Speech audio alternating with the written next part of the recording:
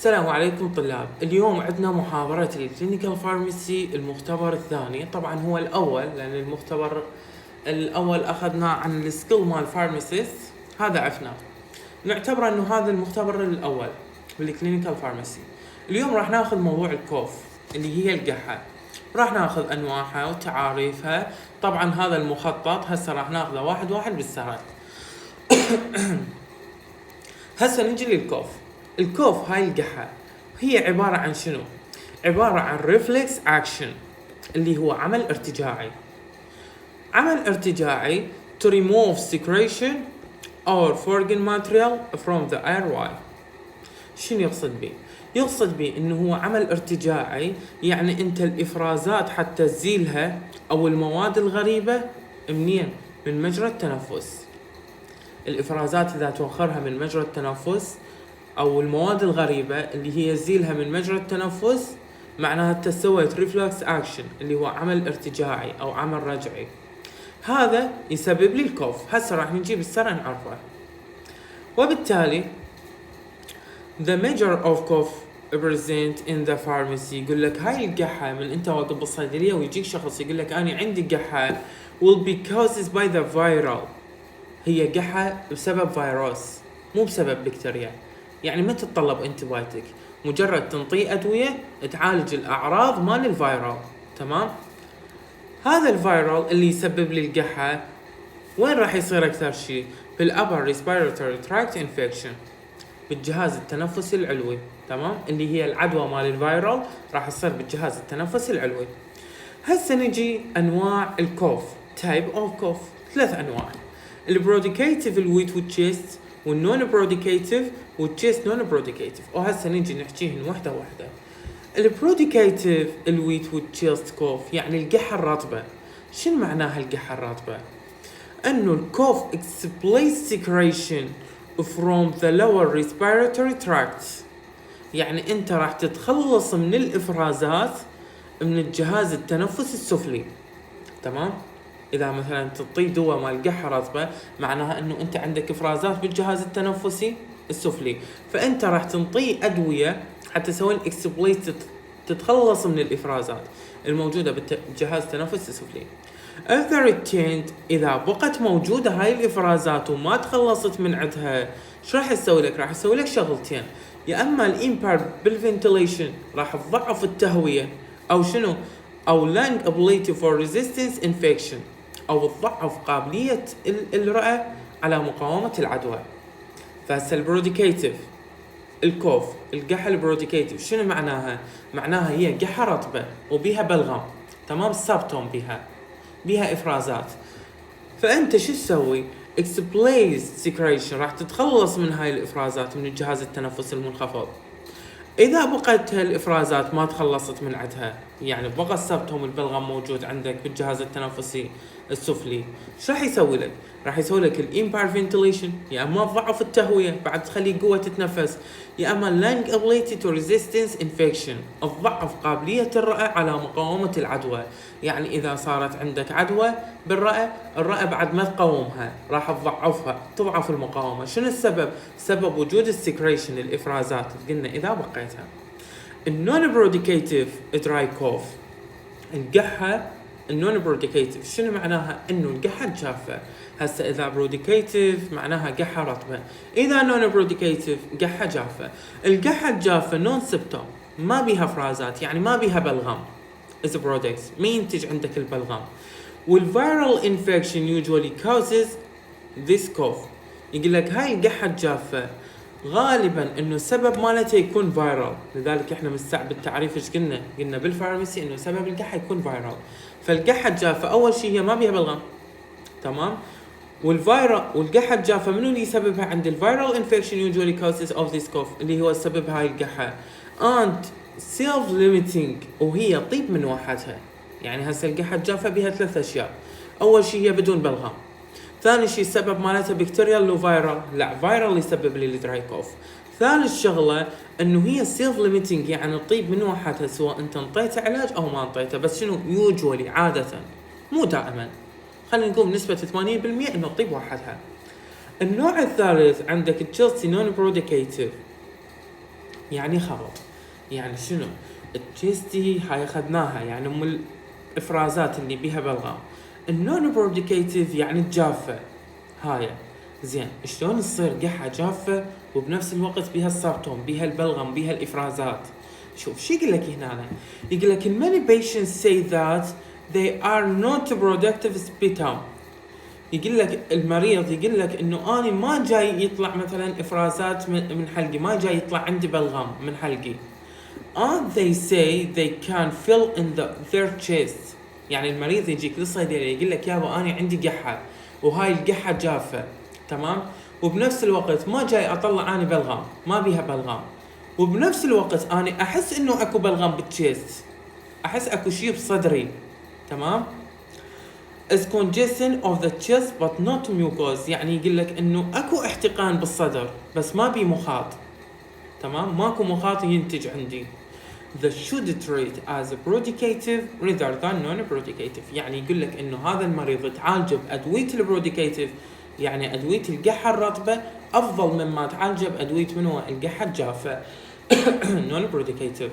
فاخر شيء توضح له للتشست نون بروديكيتيف، بيشنت يجي يقول لك يابا انا عندي قحه جافه.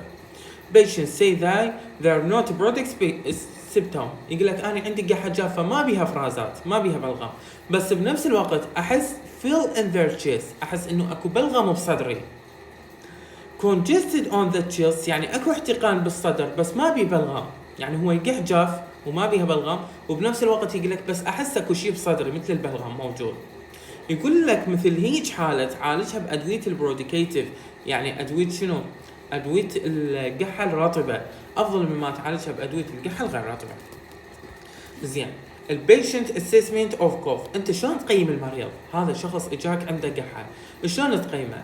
اول شيء شوف الديوريشن مالته، يعني انت كصيدلاني وانا دخلت لك قلت لك عندي قحه، تشوف الديوريشن شنو يعني الفتره مالته. ليش؟ لان يقول لك معظم القحه سيلف ليميتنج تطيب من وحدها، بس اذا القحه بقت عندك من 2 الى 3 اسابيع وما طابت نوت امبروف سابتوم ما تحسنت الاعراض، شو تسوي له؟ ريفيرت، تسوي له احاله للطبيب. هاي الفتره الديوريشن يقول لك انه انت القحه يا بتطيب من وحدها، بس اذا اسبوعين 3 ما طابت القحه وانا اعطيتك ادويه لا والله روح للطبيب. الناتشرال اوف ذا كوف، طبيعه القحه، هل هي قحه دراي؟ انت راح تساله من يجيك البيشنت قل له هي جافه لو بيها بلغم، ويت رطبه، يعني الرطبه بيها السبتوم سكريشن بيها افرازات، تمام، والبيها السبتوم بيها بلغم يعني هاي الرطبه. راح اساله القحه مالتك جافه لو رطبه؟ زين if we ask about the color، اذا قال لك لا والله ويت رطبه، راح اساله على اللون مال البلغم السبتوم، راح اساله تقول له البلغم مالتك، يعني انا جاي احكيها كشعبيه، البلغم مالتك نون كولر ما بي لون، يعني كلير نظيف او ابيض او شنو، او ممكن هو يكون انه هنا نون كلير كولر عفوا يكون ملون. اذا قال لك لا السبتوم البلغم مالتي، انت مو سالت عن اللون، اذا قال لك السبتوم مالتي نون كلير كولر عفوا مو ملون يعني نظيف او ابيض، شنو معناها؟ معناها no infection is present، ماكو عدوى، مجرد هذا شنو؟ فايرال، تمام، ماكو عدوى. اذا انت مو جاك وسالته عن القحه يابا جافه لو رطبه؟ قال لك رطبه. بيها بلغم يعني ايه بيها بلغم؟ البلغم مالتك ملون لو نظيف ما بي لون؟ قال لك لا ابيض ما بي لون. ما دام ما بي لون ماكو انفكشن ماكو عدوى. بس اذا كان عندك سبتوم يلو او جرين او براون سبتوم يكون عندك ملون، دليل على شنو وجود indicate infection. فهسه القحه الرطبه ايش وقت تعرفها هاي اكو انفكشن لو ما اكو؟ راح اساله على البلغم، اذا قال نظيف ابيض مو ملون معناها ماكو انفكشن. اذا لا والله قال لونها اصفر لونها اخضر لونها مثل الجوز البلغم، دليل على وجود الانفكشن. وبالتالي يقول لك الكولر سيمبتوم انه هاي القحه الملونه اللي قلنا دليل على وجود انفكشن in most case في معظم الحالات don't need mean the antibiotic therapy is needed. يقول لك هاي القحه الرطبه اللي بيها بلغم ملون اللي قلنا دليل على وجود انفكشن، يقول لك بمعظم الحالات انه انت ما تتطلب انتبايوتيك حتى تعالجها، بس مجرد تنطيه ادويه يعني تخفف الاعراض مال الفيرال. تمام زين. هسه وين نجي للخطوه الثانيه، الكولر سيمبتوم. هسه احنا بالبدايه عرفنا انه هاي القحه جافه لو رطبه، قال لنا رطبه، عرفنا البلغم مالتها نظيف لو ملون، وعرفنا اذا نظيف قلنا ماكو انفكشن، ملون دليل على وجود انفكشن. هسه الكولر سيمبتوم البلغم الملون اللي هو الدليل على وجود من هو الانفكشن. هذا شو يقول لك تستخدمه كعلامه يوزفول كساين، علامه بالاشخاص اللي عندهم لان كومبليكيشن مضاعفات بالرئه. يعني شلون؟ يعني من هنا نعطيك مثال، يقول لك الاشخاص اللي عندهم الكرونيك اوبستراكتيف بولمونري ديزيز الكوفيد، مرض الانسداد الرئوي المزمن، الاشخاص اللي عندهم مرض انسداد رئوي مزمن راح تصير عندهم قحه، وهاي القحه راح تكون عندك رطبه، وهاي القحه الرطبه راح يكون بيها بلغم، وهذا البلغم يكون ملون. فمن يجيك شخص يقول لك انا عندي قحه وبيها بلغم وهذا البلغم ملون، اول ما يصير له عندك كوفيد، عندك مرض انسداد رئوي مزمن، اذا قال لك اي والله عندي، فتقول له سبب هاي القحه بسبب هذا المرض. لذلك هو ايش قلنا الساين اللي هي علامه للاشخاص اللي عندهم مضاعفات بالكلى. زين، بما انه قال لك انا عندي مرض انسداد رئوي مزمن، تمام، وعرفت انه هاي القحه بسبب هذا مرض الانسداد الرئوي المزمن، ايش راح تسوي له انت؟ راح تسوي له ريفير، احاله. وهاي الاحاله ليش سويت له احاله؟ لان هاي القحه مالته راح تتطلب بكتيريال، انه انت لازم تعالجها بالانتبايوتيك، فتسوي له منو ريفير. تمام.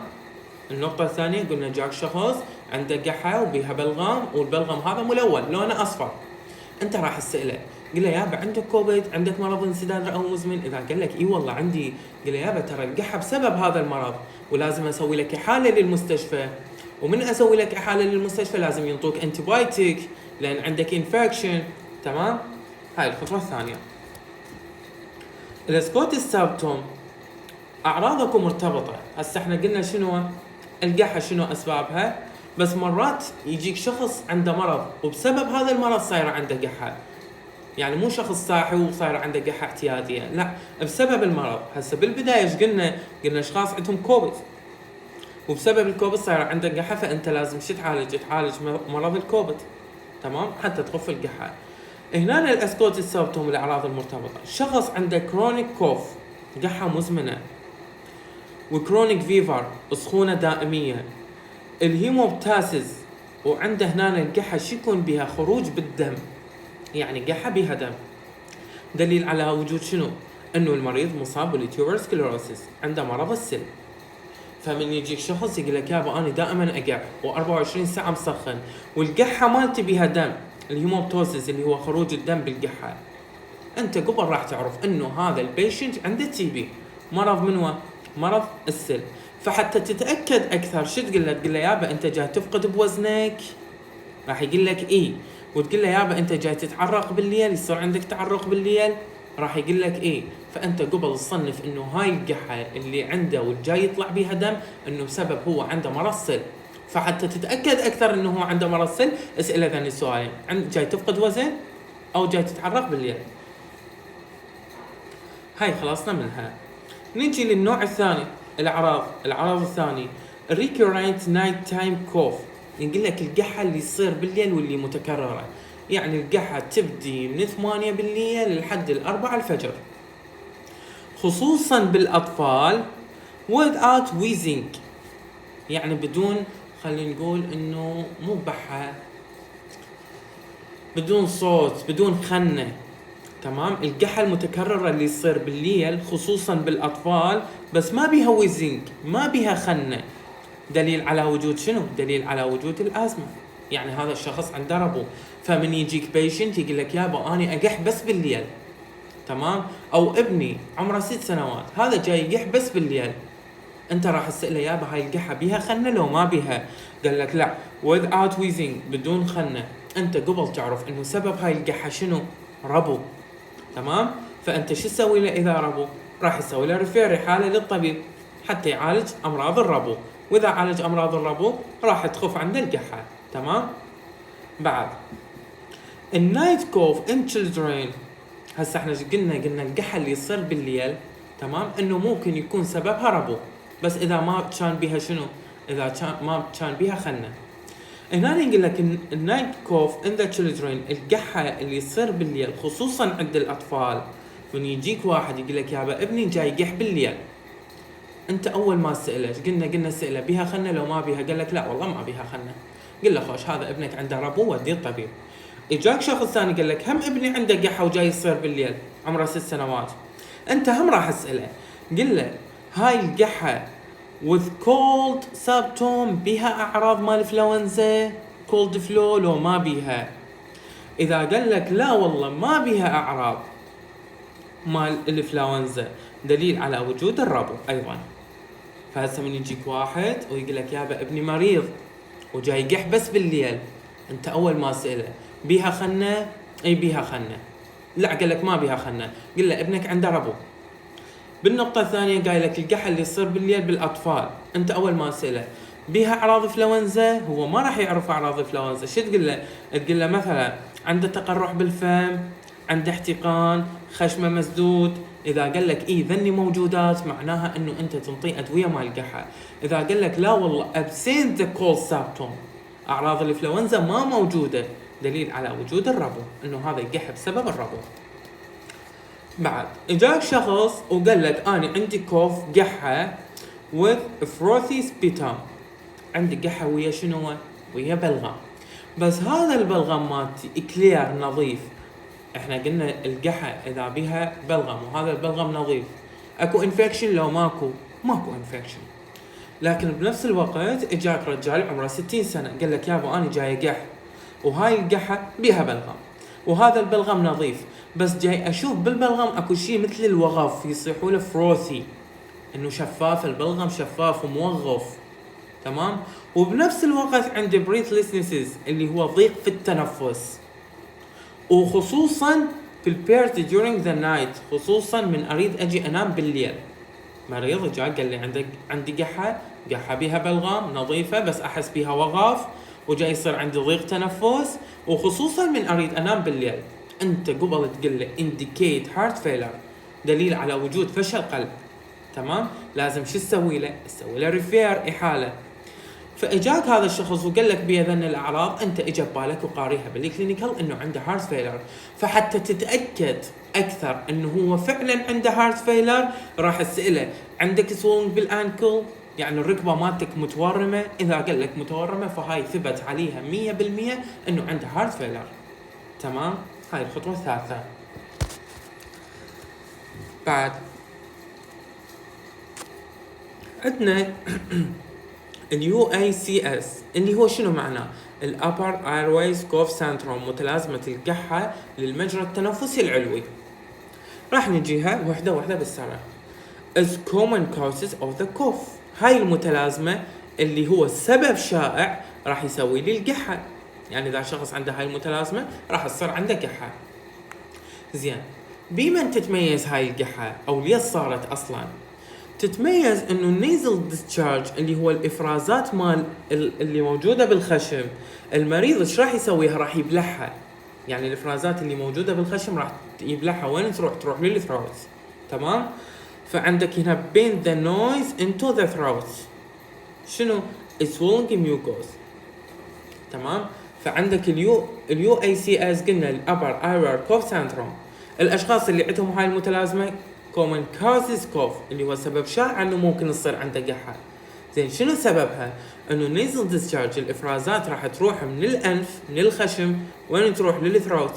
ليش؟ لان البيشنت ايش راح يسوي له؟ swallowing mucosa، راح يبلع المخاط مالته، تمام. واذا بلع المخاط مالته راح يصير عنده شنو؟ كوف. وهاي الكوف شنو سببها؟ هاي المتلازمه.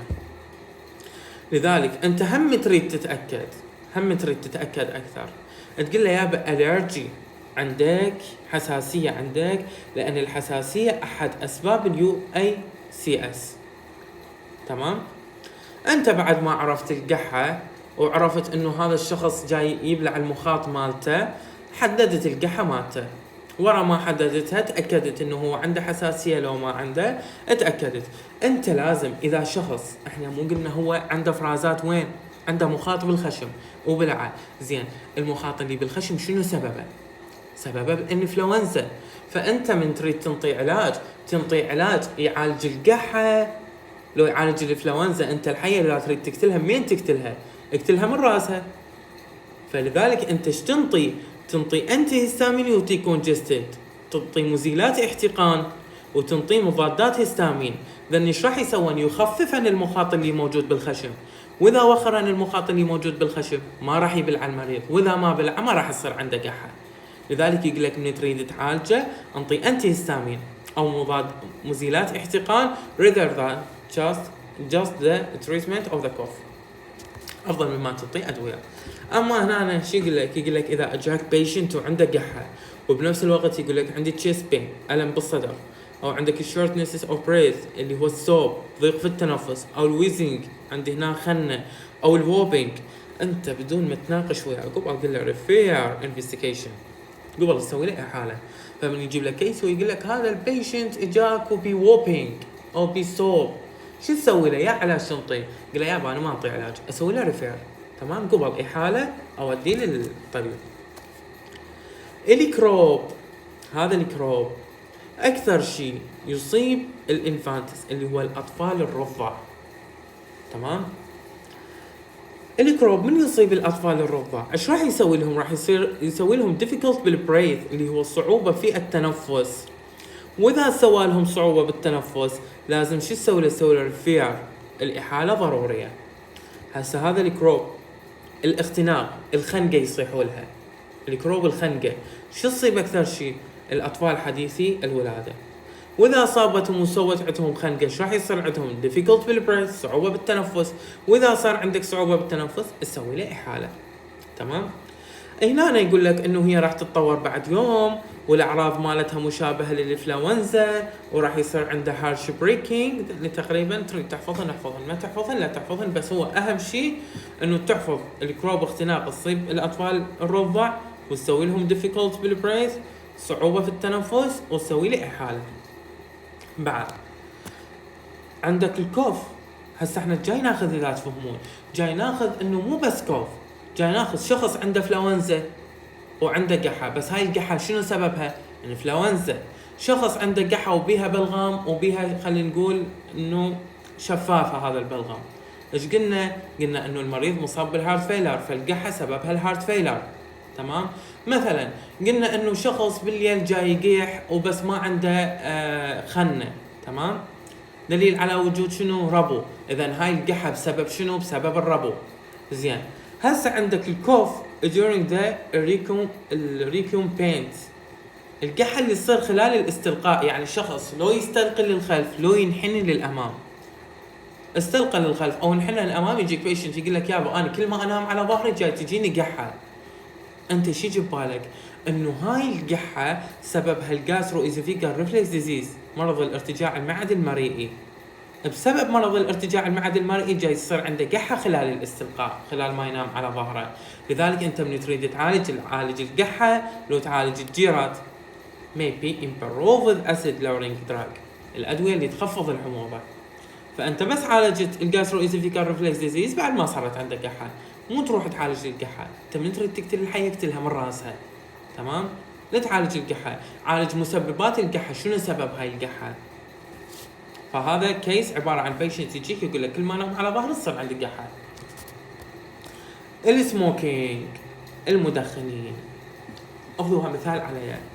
السموكينج كرونيك ريكورنت كوف، المدخنين كعبد الله كمدخن تصير عنده قحة مزمنة ومتكررة، وهذا فعلا يعني انا كل يوم اقح، بس شيء بسيط يعني تصير عندهم قحة مزمنة ومتكررة. هاي القحة اللي يصير عندهم قد تتطور، ممكن شو يصير بهذا؟ شو يصير بيه؟ يصير بيه كرونيك برونكايتس اللي هو شنو؟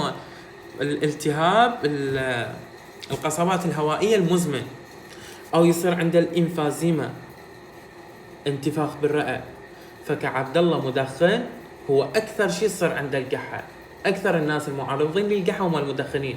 فشو يصير عندهم؟ الكرونيك كوف، قحة مزمنة. هاي القحة المزمنة ممكن تتطور يا اما تسبب له عندك التهاب الشعب الهوائي المزمن، او تسبب له شنو؟ انتفاخ في الرئة. فهسه شنو؟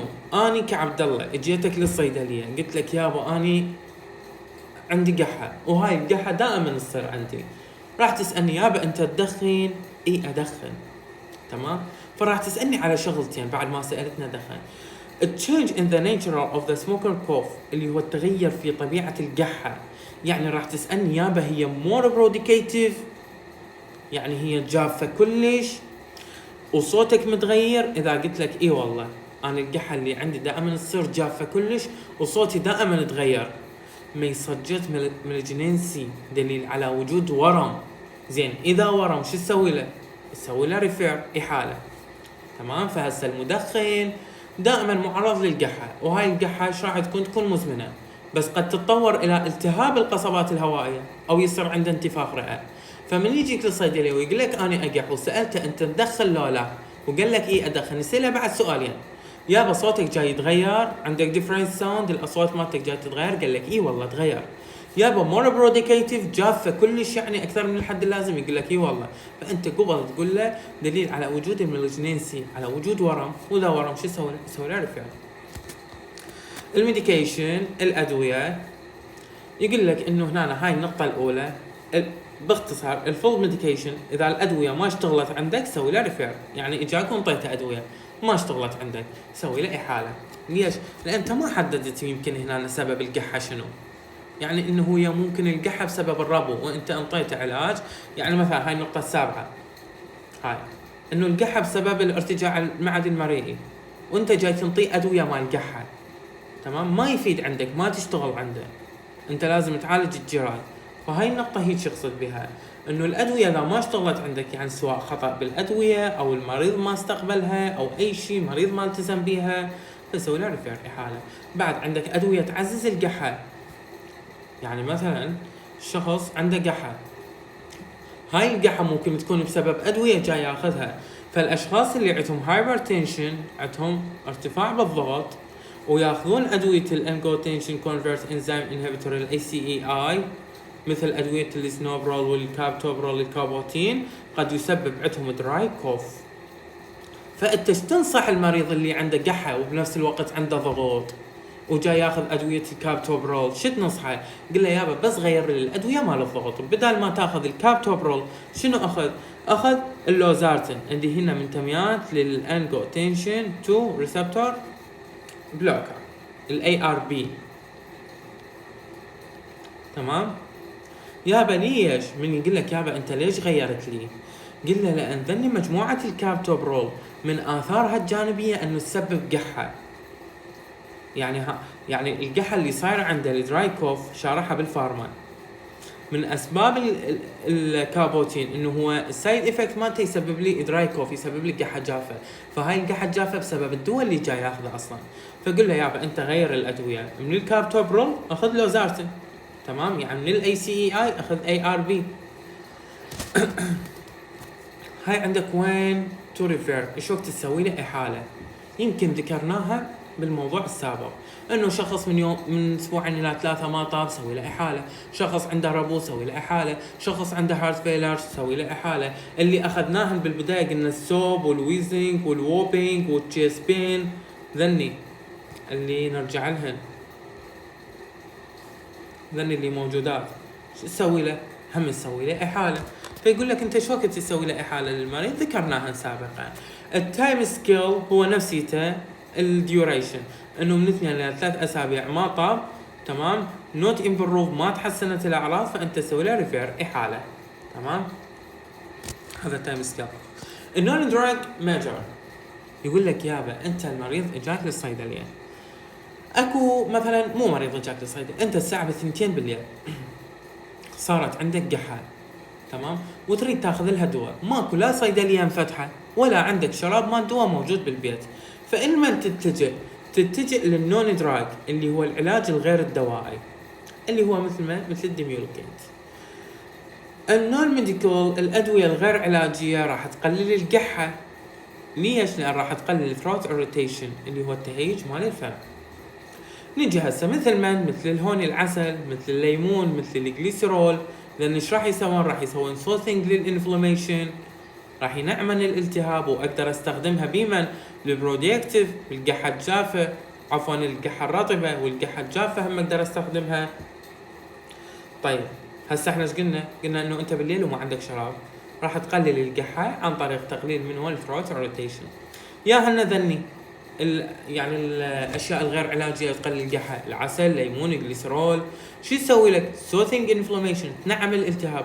اقدر استخدمها ويا الجافه بس لو ويا الرطبه بس؟ لا، يقول لك تستخدمها ويا الرطبه والجافه.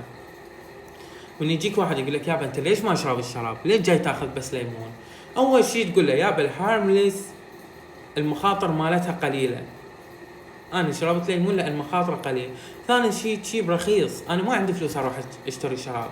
ثالث شيء اليوزفul افكت، التاثير مالتها مفيد، جاي يفيدني. تمام. رابع شيء يقول له يابا ترى هي تعالج انواع القحة سواء كانت جافه او رطبه. خامس شيء تقول له هي safe in the children، امنه للاطفال وخصوصا pregnant. فمن يجيك واحد يقول لك يابا انت مرتك بيها قحة ليش جاي تنطيها ليمون؟ قول له يابا ترى الليمون اول شيء ما بي مخاطر، ثاني شيء رخيص ما له خلق اصرف عليها، ثالث شيء لها تاثيرات مفيده، رابع شيء مرتي ما اعرف شنو قحتها جافه لو رطبه، فهذا الليمون يعالج الجافه والرطبه. ثالث شيء انه مرتي بريجننت حامل، والليمون هو اكثر شيء امن للحامل. بس شو يقول لك؟ احنا مو قلنا امن للتشلدرن والحامل بس، الاطفال اللي اقل من 6 سنوات او 10 سنوات، الاقل من 3 سنوات ما تقدر تنطيهم الليمون او العسل او الجليسرول. ليش؟ لان راح يسبب لك ريسك بالكوكينج، مخاطر بالاختناق. تمام. طبعا هنا تنطيها هذا الليمون 3 مرات او 4 مرات باليوم. نيجي الموضوع، احنا قلنا مفيده للاطفال وللبريجننت ورخيصه وما بيها مخاطر وراح تقلل لي القحه، سوي لي سوثينج انفلاميشن، استخدمها ويا اي نوع قحه. بس ليش الاطفال اللي اقل من 3 سنوات ما اقدر انطيهم اياه؟ قلنا بسبب الريسك كوكينج اللي هو راح يسبب مخاطر، يعني الخنقه راح يسبب لعنده. طيب شنو سبب الخنقه؟ سبب الخنقه انه الاشخاص اللي اقل من 3 سنوات السيرفيس اريا، المساحه السطحيه مال البرونك مالتهم راح تكون ضيقه. تمام. فما راح مثلا هذا العلاج يقدر يمشي بيها، فراح يختنق. اما مثلا اللي بعمري 22 سنه و23 سنه وياخذ الليمون، لا السيرفيس اريا مال البرونك مالتي تكون متوسعه، فعندي مساحه سطحيه كافيه للبرونك فاقدر استخدمه هذا. بعد قلنا انه اول شيء استخدم الليمون. ثاني شيء شنو استخدم الستيم انهيليشن اللي هو المستنشقات. تمام. المستنشقات ويا ما نستخدمها البرودكتيف كوف ويا القحة منو؟ القحة الرطبة. تمام. بعد ليش استخدمها ويا القحة الرطبة؟ لان هذا البخار الانهيليشن راح يسوي ليكوفاي لينك سكريشن. يعني شنو؟ يعني هسه مو اخذت انهيليشن استنشقت. ايش عندي نوع القحة؟ رطبة. اذا رطبة بيها سكريشن، لو ما بيها فرازات بيها فرازات.